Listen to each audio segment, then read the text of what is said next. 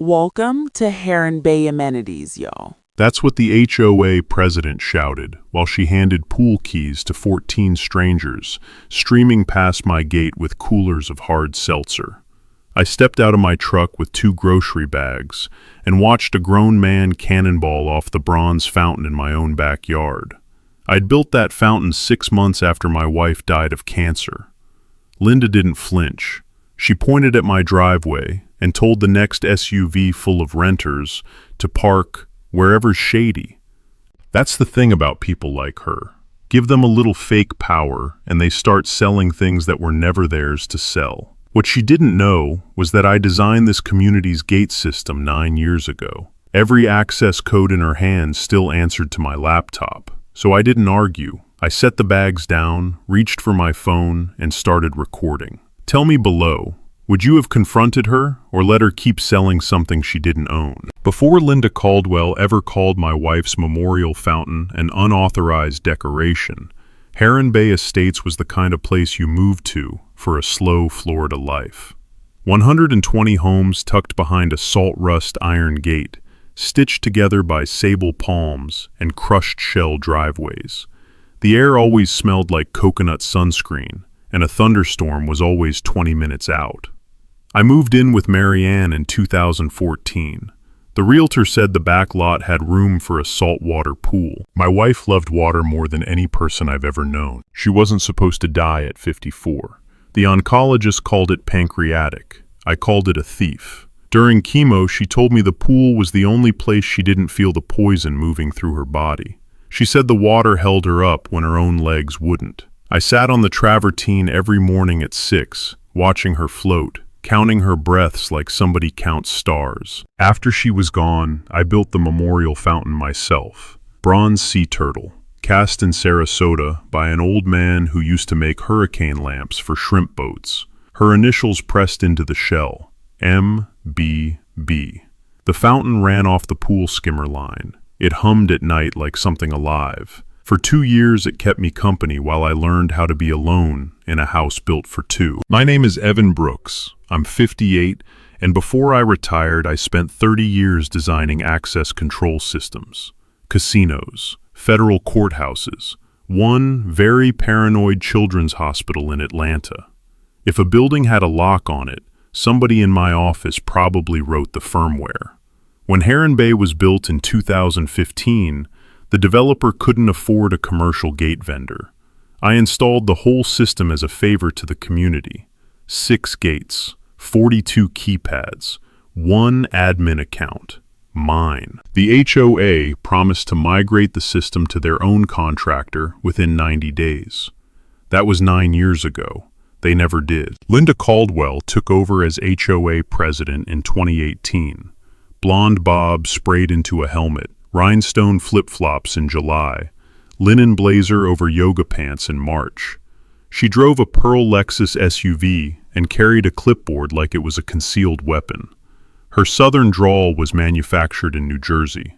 She called every woman sweetie and every man honey, and both words came with a little dagger hidden inside them.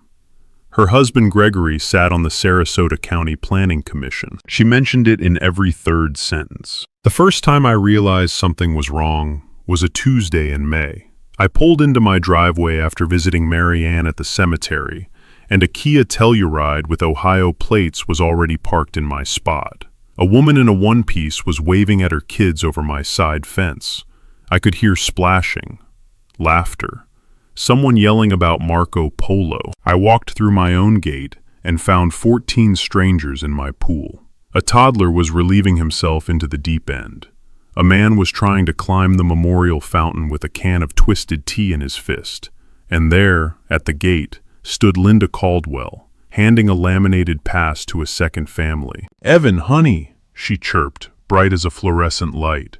"These are our amenity guests. Community pools for everyone who pays the fee." "Linda, this is my parcel. The pool's on my deed." She laughed. She actually laughed. She patted my shoulder like I was a slow child. "Oh, sweetie, the 1998 master plan covers all that. I know you miss Mary Ann, but hoarding amenities isn't grieving. It's just being difficult." She walked off in a cloud of drugstore perfume. I stood in my own backyard, listening to a stranger drop something plastic into the fountain. For the first time since the funeral, my hands went completely still. Not angry, focused. The certified letter I mailed Linda Caldwell on Thursday morning was 4 pages long, notarized, and citing the recorded deed on file at the Sarasota County Clerk's office. 3 days later, her response came stapled to my mailbox in a violet HOA envelope. $750. Community appearance violation. The infraction cited was a hedge of silver buttonwood that had sat 3 inches above the CC&R height limit since the house was built. Since before Linda had ever set foot in Florida. I sat in my truck that morning reading the notice twice, the cab already hot at 9 a.m. The paper smelled like cheap perfume, the same drugstore cloud Linda trailed everywhere. Pete Hollister rolled up in his golf cart before I could even walk inside. Pete was 71, retired charter boat captain, 1 bad knee, 1 good rum habit, and a 6th sense for neighborhood drama sharper than most people's eyesight. "She's running Airbnbs," Pete said, before good morning, before anything. "Her LLC. I've seen the paperwork at the marina where my son docks. Caldwell Coastal Hospitality, 11 properties." I looked up at him over the notice. 11? Your pool's listed in every one of them as a private resort amenity. She's charging $150 a day per family for access. Brother, she's been selling your water for 2 summers. That was the first moment I understood the scale. Not pettiness, operation. Pete drove me straight to the Sarasota County Clerk's office. They keep old subdivision plats on microfilm in a back room that smells like stale bread and toner. The clerk, a woman named Ellie, who had worked there longer than most marriages last, pulled the 1998 Heron Bay Estates filing and threaded it into the machine. The plat map scrolled across the screen in pale green lines. I traced the lot boundaries with my finger until I found parcel 7A. The pool was inside my property line. All of it, every travertine slab, every inch of the memorial fountain. The HOA's Common Area Update, filed in 2004, had drawn a new line over the top of my parcel without a boundary survey, without a signature from the original lot owner, meaning without my predecessor's consent. On paper, the common area claim was about as valid as a crayon drawing. Ellie printed me 3 copies and said softly, "Honey, you've been paying common area assessments on that pool for how long? 10 years. They owe you back every cent." On the drive home, Pete cracked open a tall boy in the passenger seat, because Pete's rules about drinking in cars had expired sometime during the Clinton administration. I didn't say much. My brain was already sorting paperwork into categories: deed, plat, CC&R, LLC, commercial license, access log. Every file cabinet in my mind lit up like a control panel. That evening, I drove by the pool just to see what I had walked past for 2 summers. The gate kiosk still glowed pale blue, the LCD welcoming guests. A young couple from Michigan was reading a laminated card that said Caldwell Coastal Hospitality, welcome to your amenity. The man smiled at me. He genuinely thought he was allowed to be there. That's what bothered me most. These families weren't bad people. Linda had sold them a lie, taken their money, and handed them the key to my grief. I walked past them without a word and sat on my lanai as the thunderheads built out over the Gulf. Pete brought over sandwiches from the Cuban place on University. The bread was still warm. The steam smelled like pork and mustard, and the beginning of a plan. "Brother, you got that look," Pete said. "What look?" "Like the first time you explained to me how a hospital key card works. Like you're already 3 moves ahead." I set the sandwich down. "Pete, I installed every keypad in this neighborhood. I wrote the firmware. I still have the admin login." He stopped chewing. "Evan, you telling me what I think you're telling me? I'm telling you Linda Caldwell is selling access to a system that still belongs to me, on paper and on the server." The first drops of rain hit the screen. Pete set his sandwich down too. Somewhere across the neighborhood, a Bluetooth speaker kicked on in my backyard, playing a song I didn't know. Linda Caldwell had just billed me $750 for a hedge. In return, I was about to introduce her to 30 years of my profession, layer by layer, in ways she could not even imagine. The next Saturday, Linda printed up VIP guest pool passes on her home laminator. I know because Nora Kensington, the HOA treasurer, walked one over to me at the mailboxes and said quietly, "She's handing these out like Halloween candy, Evan. I don't know what to do." Nora was 48, a single mom, 2 jobs, the kind of woman who wore her tiredness like a uniform. She slipped the lanyard into my hand and walked off before anyone could see us talking. The pass was cheap, glossy, printed crooked. Caldwell Coastal Hospitality, Heron Bay VIP, amenity, valid 7 days, no refunds. On the back, in 10-point font, a disclaimer that made me laugh out loud when I read it. Amenity access subject to HOA board discretion. Linda had written herself into my property rights with a laminating machine she probably bought at Office Depot. By Saturday night, my cul-de-sac had turned into an airport parking lot. 7 rental SUVs lined my driveway and the grass beyond. A woman backed a Chevy Tahoe into my mailbox hard enough to knock it 10 degrees off plumb, then drove off without leaving a note. A man from Cleveland set up a cornhole board on my front lawn. 2 kids chased each other across my flower bed. I stood at the window watching them with the old feeling, the helpless one, rising like tide water around my ankles. Then I got to work. I spent the weekend building what I called the shadow file, screenshots of all 11 Airbnb listings owned by Caldwell Coastal Hospitality LLC. Every one of them advertised exclusive resort-style pool access with private gate code. Every listing used a photograph of my memorial fountain as the anchor image, bronze sea turtle, my wife's initials, pixelated but visible. 43 reviews between them, many mentioning the beautiful sea turtle fountain. Linda was using my wife's tombstone as a marketing asset. Warren Tanner, my attorney, met me in his office on Monday morning. Warren is the opposite of flashy. 64, corduroy jacket even in Florida summer, office smelling of old cigars and older law books. We had known each other since I handled the security install at his firm in 2011. He listened to the whole thing without interrupting, then closed his legal pad and said, "Evan, if the plat says what you say it says, we don't need to argue.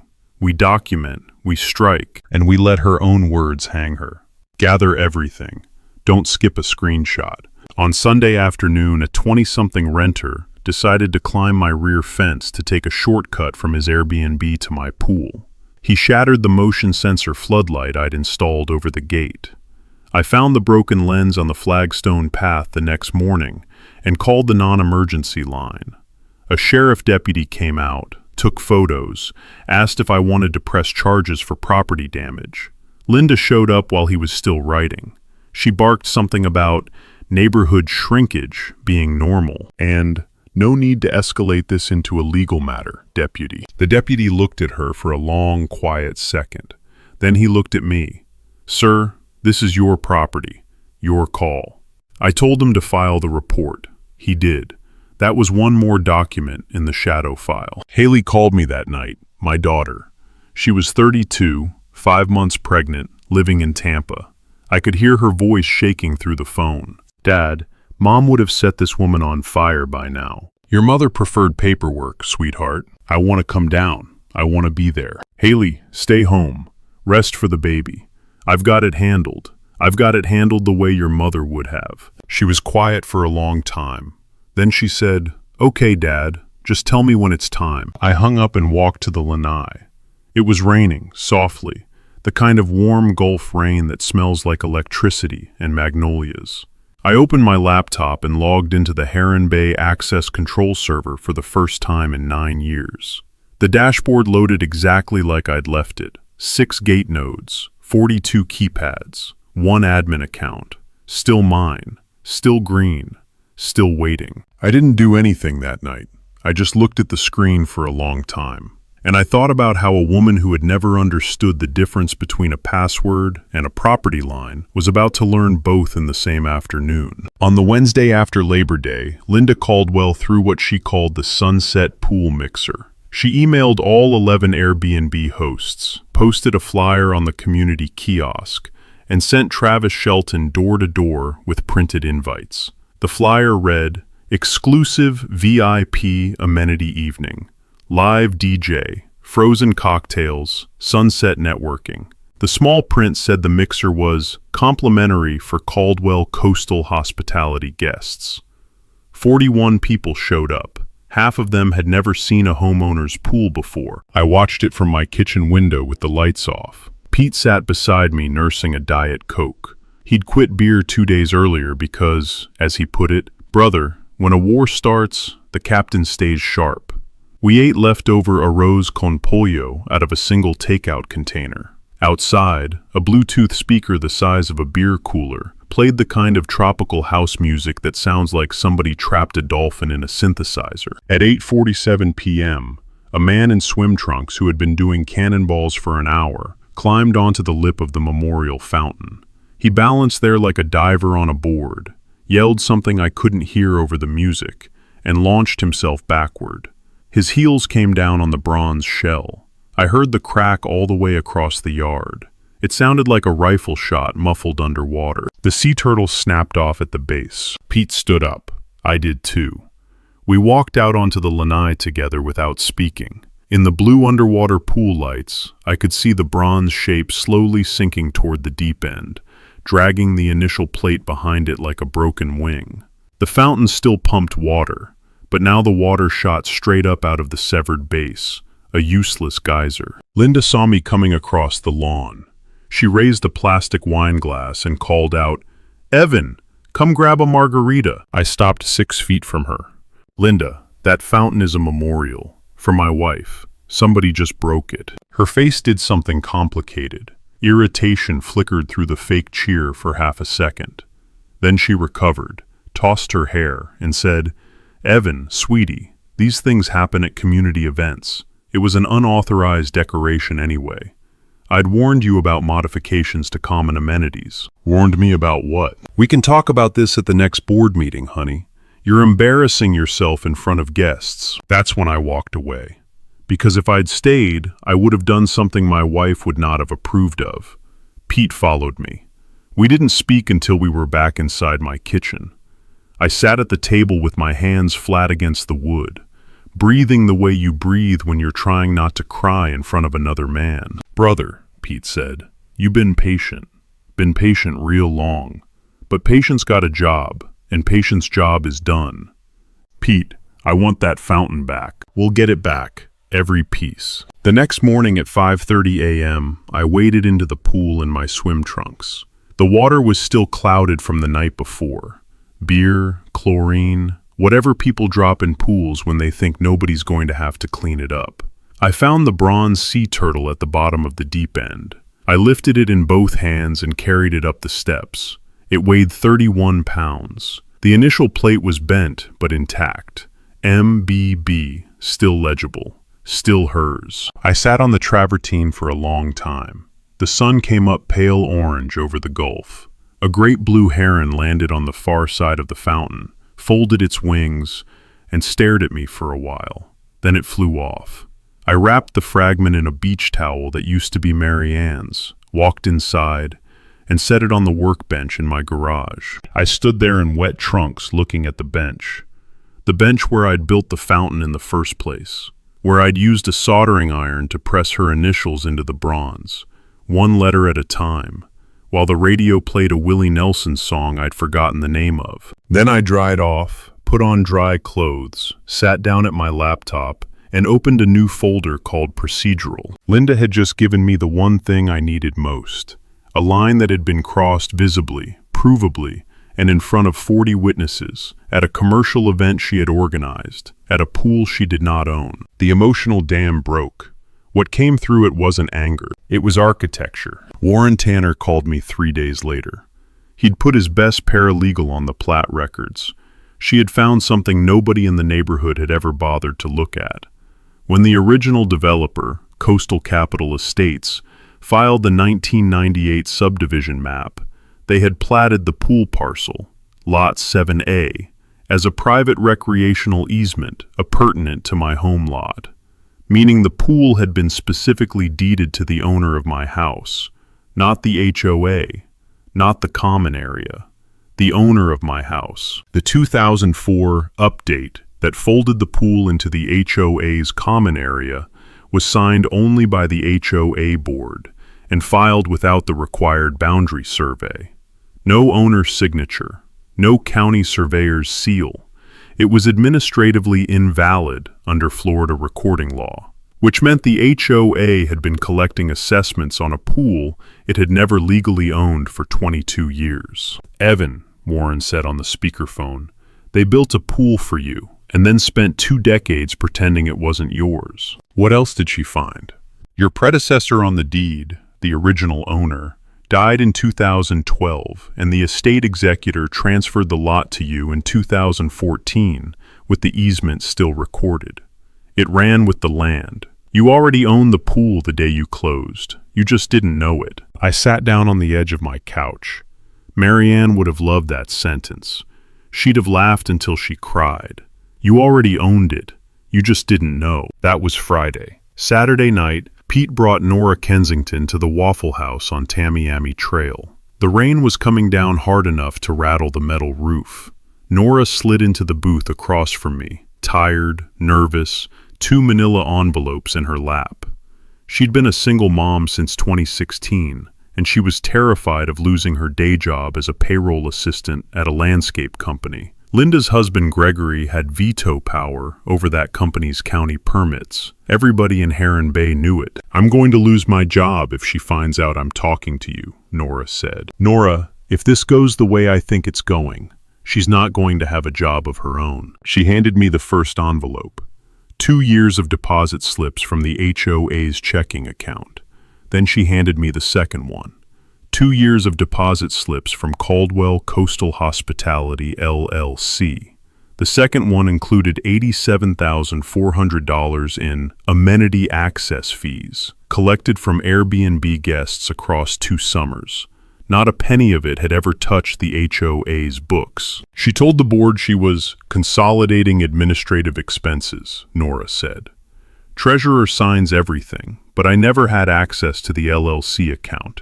That was just Linda's. Any of this paper trail cross state lines? Every Airbnb platform that sent her a 1099 is out of state.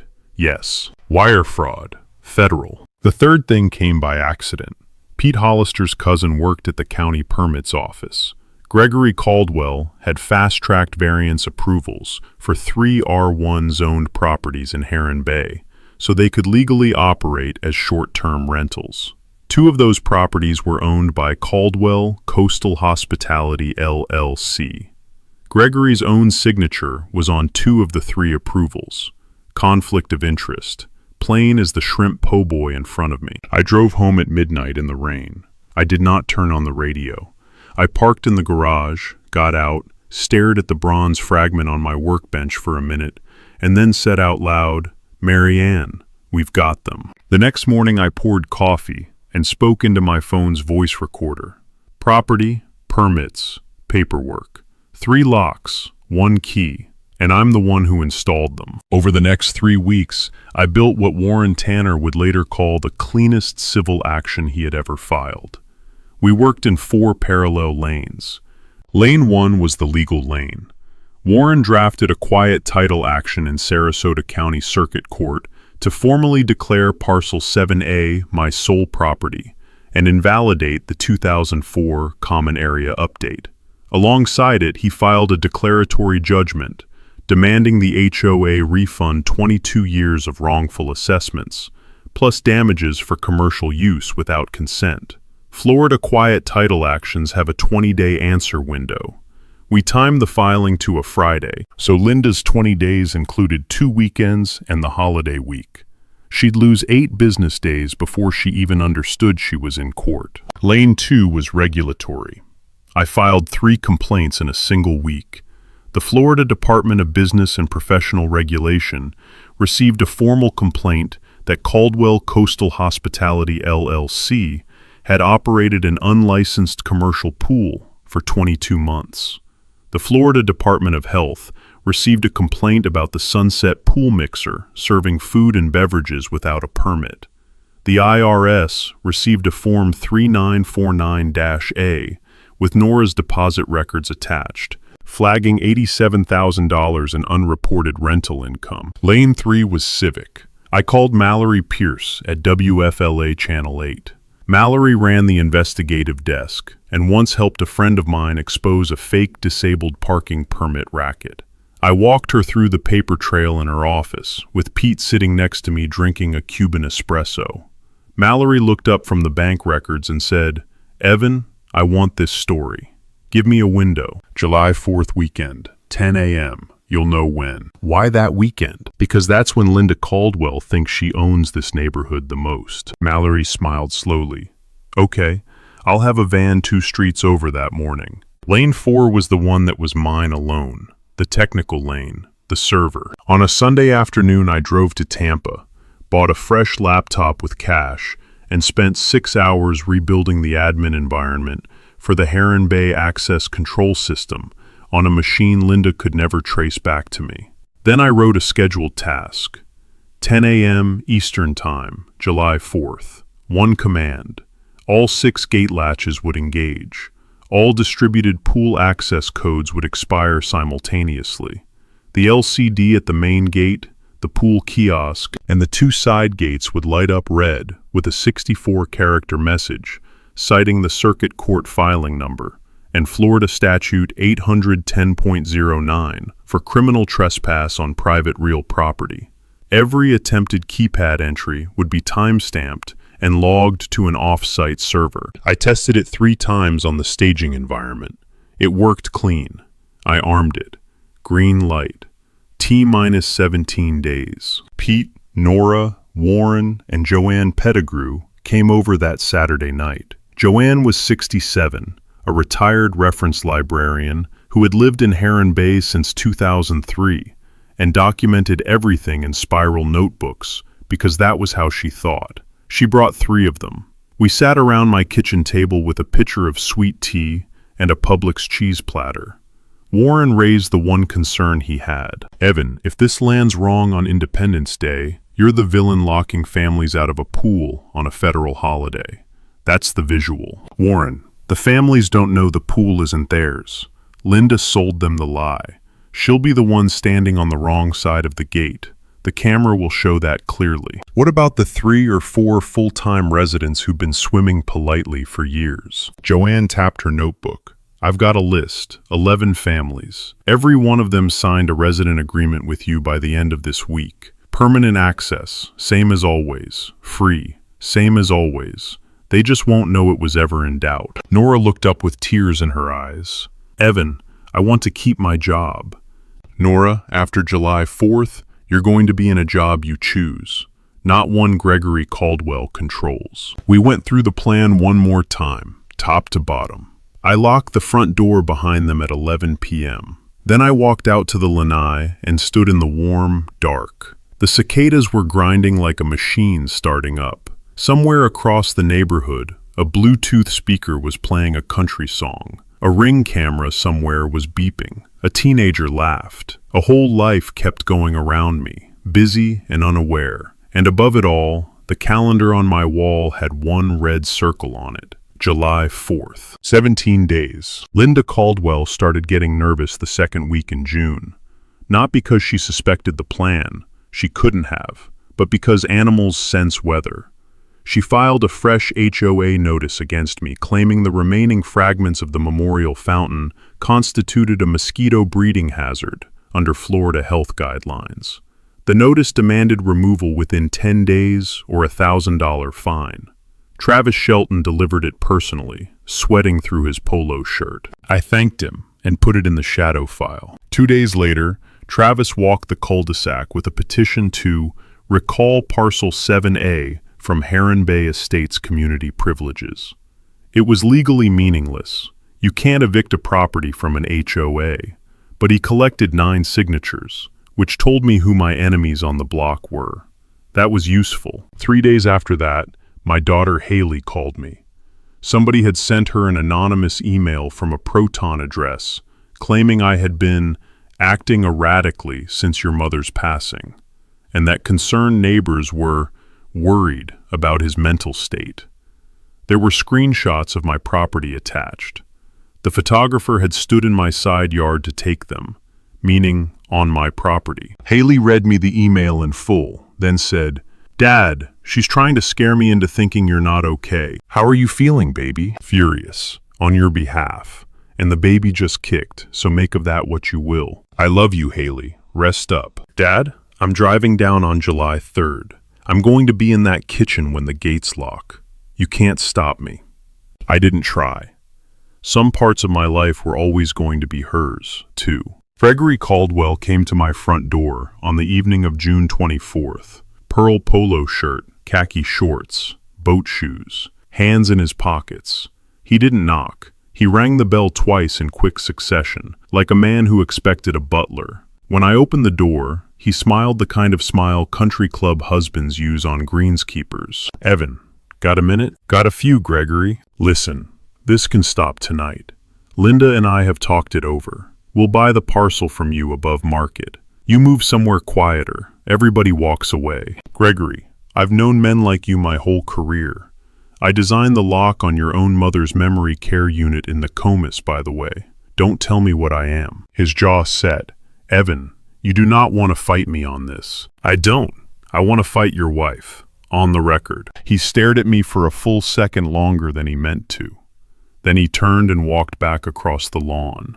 The next morning, every member of the Sarasota County Planning Commission received a confidential ethics complaint packet from Warren Tanner's office. 3 filings, 2 signatures, 1 conflict of interest pattern that would end Gregory's career quietly, on his own schedule, in the polite way that kind of end happens. On July 1st, Linda hosted a pre-4th Welcome Week kickoff party on her front lawn, and spray-painted orange temporary parking lines across the asphalt directly in front of my driveway. Someone stenciled the word amenity on each line in 6-inch letters. That night, somebody slashed 2 tires on Nora Kensington's Corolla. Nora called me at 7 the next morning, crying but steady. "I'm not backing out," she said. "I just wanted you to know." Pete and I drove to the Walmart on Bee Ridge at 7 a.m. and bought her 4 new tires. We installed them in her driveway by 10. Nora stood on her porch drinking coffee and watching us with the complicated look of a woman who was finally going to be visible after 20 years of trying not to be. Mallory Pierce called that afternoon. My van will be 1 street over, parked on Mangrove Lane, at 9:45 a.m. on Independence Day. Deputy Landry's been notified by Warren's firm. DBPR Inspector Harlan Estes has scheduled a 10:15 a.m. unannounced visit. IRS certified mail is routed to arrive at the Caldwell residence at approximately 10 a.m. Everybody synchronized? "Evan, this is the cleanest story I've worked in 3 years. Go to bed, wake up early, pour coffee." On the evening of July 3rd, Haley arrived from Tampa. She hugged me at the door and held on longer than usual. Pete brought over takeout from the Columbia restaurant. We sat around the table, 3 of us, and ate Cuban sandwiches and flan like this was any other summer. I didn't explain the plan in detail. Haley knew the shape of it. She knew her father. At 9 p.m., I walked out to the workbench in the garage and unwrapped the bronze sea turtle from Marianne's beach towel. I had been rebuilding it quietly for weeks. The new base was poured solid, the plate with her initials reattached with lead-free solder. It wasn't identical to the original. It was better, heavier, harder to break. I set it in the center of the lanai table, where the fountain had originally stood. I placed a single candle beside it. I lit the candle, and I spoke to my wife. "Tomorrow, love. We finish it tomorrow." The candle burned for 9 hours. The cicadas came up loud right before dawn, the way they do in Florida in July, like somebody flipped a switch. At 5:45 a.m., the sun rose pink over the Gulf. At 7 a.m., I poured my first cup of coffee. At 8 a.m., I ran one last system check on the gate network. All 6 nodes green, scheduled task armed. At 9 a.m., Haley sat down at the kitchen counter with her own coffee and laid her hand on her belly. Pete walked through the front door with 2 bear claws from the bakery and set them on the counter without a word. 9:45 a.m., all 3 of us in my kitchen, laptop open, dashboard glowing. At 9:50 a.m., Linda Caldwell stepped out onto the main pool deck in a white linen caftan, holding a clipboard and a megaphone, looking like a cruise director. 42 people were already inside the pool area. Another 30 were walking toward the main gate with towels over their shoulders and kids on their hips. Travis Shelton was greeting them at the entrance with a laminated tote bag in his hand. At 9:58 a.m., Mallory Pierce's van pulled onto Mangrove Lane. I watched its roof antenna rise on my Ring camera. At 9:59 a.m., I moved my cursor over the ARM button on the dashboard. It was already armed. I clicked verify one last time. Green. At 10 a.m., all 6 solenoids in the Heron Bay access control system engaged at the same instant. The sound traveled across the neighborhood like somebody had slammed a refrigerator door in every house at once. A deep, metallic clunk. The LCD at the main gate, the pool kiosk, and both side gates lit up red. The message read, "Notice. This parcel is the private real estate of Evan Brooks, parcel ID 7-A, Sarasota County. All prior access codes have been rescinded per Circuit Court Filing 2024-CA-4719. Unauthorized entry will be prosecuted under Florida Statute 810.09 for criminal trespass." The pool gate rattled. A man inside tried to push it open. It didn't move. Linda Caldwell walked up to the keypad with her clipboard still under one arm and punched in her personal code. The screen flashed red. Access denied. Admin privileges revoked. She punched it in again. Same result. She punched it a third time. The screen locked her out and posted her own name in red. User Linda Caldwell. Privileges revoked. 10:12 EDT. 40 feet away, the crowd outside the gate started to realize something was wrong. A father with 2 kids in Florida Gators swim trunks turned to Travis Shelton. "Bro, what's happening with the gate?" Travis did not know what was happening with the gate. Travis's face, in real time, became the face of a man watching his mortgage disappear. At 10:03 a.m., Mallory Pierce's van rolled up to the main gate. She stepped out with a cameraman, one step behind her. Her voice carried. "Excuse me, we received a tip about short-term rental fraud at this community. Can you confirm who you are and what your LLC has been charging for pool access?" Linda spun around. Her mouth opened. Nothing came out. At 10:07 a.m., Deputy Ellery Landry's cruiser pulled in behind the news van. He got out, thumbs in his duty belt. "Ma'am, we've received multiple reports of unauthorized commercial activity on private property. I'm going to ask you to step away from the gate, please." "Deputy, this is my community. This is..." "Ma'am, step away from the gate." At 10:12 a.m., a second state vehicle turned in. Harlan Estes, from the Florida Department of Business and Professional Regulation, badge clipped to his shirt, clipboard in hand. "Ms. Caldwell, I'm Harlan Estes with DBPR. I'm here to issue an immediate cease and desist and seize the commercial activity records of Caldwell Coastal Hospitality, LLC. Can you confirm you have been collecting amenity fees for the pool at Parcel 7A?" At 10:15 a.m., a UPS truck rolled up to 1824 Heron Way, Linda's own address, 3 blocks over, and dropped off a certified IRS envelope. Her teenage daughter, live streaming the mess on TikTok from the front sidewalk, accepted the envelope on camera and read the return address out loud. Internal Revenue Service, Criminal Investigation Division. 60,000 people heard it in real time. The dominoes fell inside 45 minutes. Linda grabbed the pool gate handle and shook it with both hands. A middle-aged couple from Dayton stepped up behind her.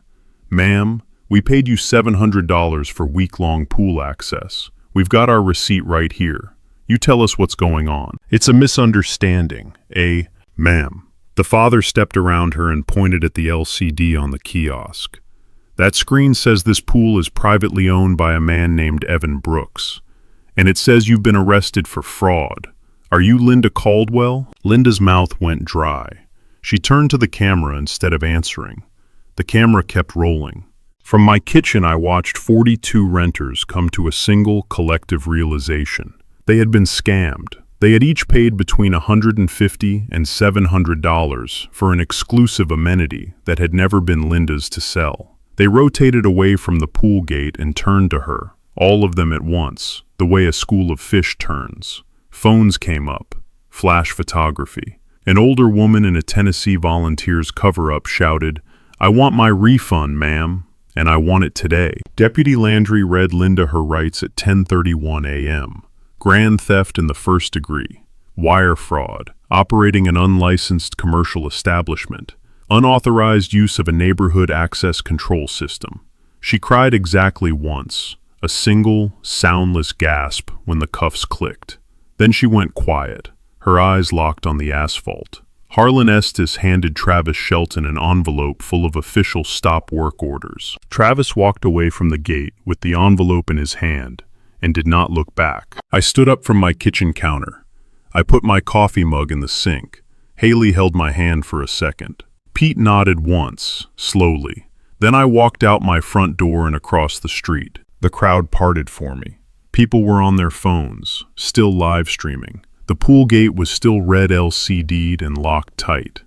I stepped up to the keypad, typed my admin PIN, and swiped my card. The gate chirped green. Joanne Pettigrew's 2 grandkids, 6 and 8, stood behind me with their little Spider-Man goggles on. I knelt down and handed them a fresh resident access card I'd programmed that morning. It had their names on it. Kaylee and Levi Pettigrew, Heron Bay resident access, 24/7, seasonal. Y'all are good. Swim all day. Kaylee's mother was already crying, quietly, off to the side. Joanne nodded at me once. Reference librarian to retired engineer. The nod of 2 people who understood documentation as a moral act. The kids ran past me, sliding across the deck in their pool shoes, and dove in. Everybody watched. Even Linda Caldwell, from the back of Deputy Landry's cruiser, where she had finally stopped speaking. The cruiser door closed. And then there was just the sound of 2 children laughing in the pool my wife had loved more than any other place on earth. The quiet title action was granted 23 days later. Judge Sutton Ashford took one look at the 1998 plat, the 2004 filing with no survey, and the 22 years of wrongful assessments, and ruled from the bench. Parcel 7A, pool included, memorial fountain included, was confirmed in perpetuity to Evan Brooks, heirs and assigns. The HOA was ordered to refund 10 years of common area assessments to me, with interest. Warren Tanner cashed the settlement check in my name, and I put every cent of it in a new account I named the Marianne Brooks Aquatic Foundation. The HOA dissolved at a special election in September. Joanne Pettigrew was elected the new board president. Reluctantly, after telling the assembled neighbors she would accept only if the board minutes were posted publicly within 48 hours of every meeting. They voted yes unanimously, including 3 of the 9 petition signers, who by then had taken their names off that petition in writing. Linda Caldwell pleaded out in November, 3 to 5 years at Lowell Correctional in Ocala, restitution to 47 renters, permanent bar from any fiduciary role in any Florida HOA. Her bookkeeper, Brenna Whitworth, flipped immediately and gave the state attorney 4 additional counts. Gregory Caldwell resigned from the Planning Commission under an ethics agreement before a formal hearing could be scheduled. The Pearl Lexus got repossessed the second week of September. The Caldwell house went on a short sale listing with a cheerful stock photo of the front lawn that did not quite hide the orange parking stripes Linda had painted in June. The listing sat on Zillow for 108 days. Nora Kensington got an immunity letter and a small whistleblower award from the IRS. She quit the landscaping company the morning her paycheck cleared and took a new position doing payroll at a pediatric dental office 12 miles away. Her boss's first words to her were, "Sweetie, we don't call anybody sweetie here." She laughed for the first time in 2 years. The Marianne Brooks Aquatic Foundation opened on the first Sunday of October. Every Sunday, 9 a.m. to 1 p.m., the pool at Parcel 7A is free and open to any child aged 4 to 14 from Northport, 18 miles east, the community where the drowning rates in this county are highest. I hired a certified Red Cross swim instructor named Addie Ballard, who teaches in English and Spanish, and who, on her first day, taught 11 children to float on their backs. 9 of them had never seen a pool before. 2 of them were afraid of water because they had uncles who had drowned. By the end of the first lesson, all 9 were floating, and one of them told Addie she wanted to grow up to be a marine biologist. The bronze fountain stands back in the center of the pool deck. New base, original initials, a heavier turtle with thicker bronze at the shell joints. There is a small brass plaque on the base that reads, "For Marianne. She loved water. She loved kids. This is the pool she would have wanted." Haley came home on the 1st of December. She brought my granddaughter, who was 7 weeks old, swaddled and sleepy. Haley had named her Marianne Pete Brooks Whitfield. Pete Hollister cried when he heard the middle name.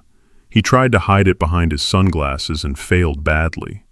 Haley laid the baby in my arms on the lanai, and I sat with her for an hour while the sun set pink over the Gulf.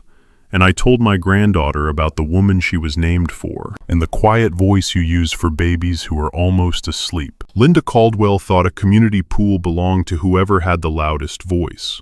She forgot that water always finds its own level. And the law, eventually, does too. If you've ever had a neighbor, a board member, or a Karen try to sell something that wasn't hers to sell, tell me your story in the comments below. I read every single one. Some of them end up becoming the next script I write. And if you want to hear what happened when a developer tried to bulldoze a Civil War cemetery to build a walking trail, and the 84-year-old widow who buried him in his own paperwork, hit subscribe, because that one goes up next Friday. From my lanai in Heron Bay, with my granddaughter asleep on my chest, and Pete in the next chair drinking a Diet Coke, thank you for listening. See you next time.